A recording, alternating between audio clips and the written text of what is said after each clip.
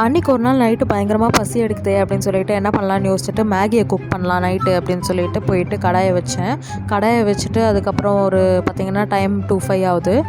ஸ்டவ்வை பற்ற வச்சுட்டு அதுக்கப்புறம் ஒரு 2 கப் வாட்டர் வந்துட்டு பிடிச்சிட்டு அதில் அப்படியே பார்த்திங்கன்னா டேரெக்டாக எடுத்துகிட்டு போய் ஊற்றியாச்சு. கொஞ்சம் பயமாக தான் இருந்தது சமைக்கிறப்போ, பட் இருந்தாலும் பரவாயில்ல, என்ன பண்ணுறது, நமக்கு பசிக்குதுல்ல.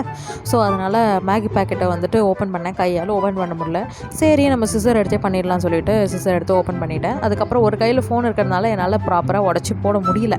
ஸோ எப்படியோ கஷ்டப்பட்டு லைட்டாக அப்படியே உடச்சி போட்டு அதை என்ன பண்ணிட்டேன், கொஞ்சம் நேரம் அப்படியே பாயில் பண்ணுறதுக்காக விட்டுட்டேன். ஸோ அது கொஞ்சம் பாயில் ஆகிட்டே இருந்தது.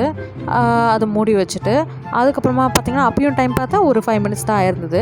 சரி கொஞ்சம் பாயில் பண்ணலாம் அப்படின்னு சொல்லிட்டு பாயில் பண்ணிட்டு அதுக்கப்புறம் பார்த்திங்கன்னா மசாலா பேக்கெட் ஓப்பன் பண்ணி வந்துட்டு போட்டுட்டேன். அது போட்டதுக்கப்புறம் கொஞ்சம் நேரம் பாயில் ஆச்சு. அப்புறம் நம்மளோட எக்ஸ்ட்ரா மசாலாவை போட்டு நல்லா குக் பண்ணி எடுத்து தட்டில் போட்டுட்டேன்.